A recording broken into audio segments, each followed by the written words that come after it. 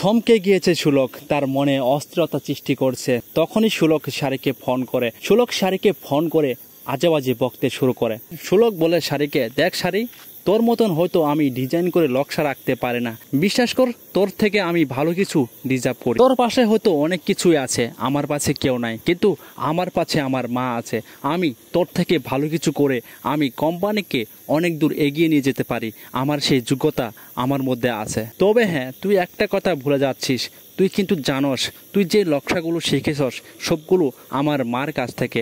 আর হ্যাঁ, আমার কিন্তু শিখতে বেশিক্ষণ টাইম লাগবে না, কারণ আমার মা আমার কাছে আছে।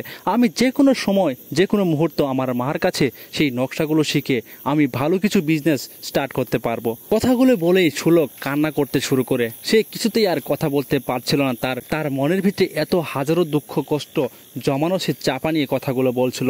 সে কথাগুলো বলতে আবেগে কান্না করে দেয়। সুলকের কান্না শুনে শাড়িও কান্না করে ফেলে। সুলক শাড়ি যখন তাদের মধ্যে কথা হচ্ছিল, ঠিক সেই সময় তার বাবা কথাগুলো শুনে ফেলে। হ্যাঁ বন্ধুরা, এই ছিল আজকের আপডেট। তো পরবর্তী আপডেট সবার আগে জানতে হলে আমাদের চ্যানেলটি এখনই সাবস্ক্রাইব করে একটি লাইক করে পাশে থাকুন।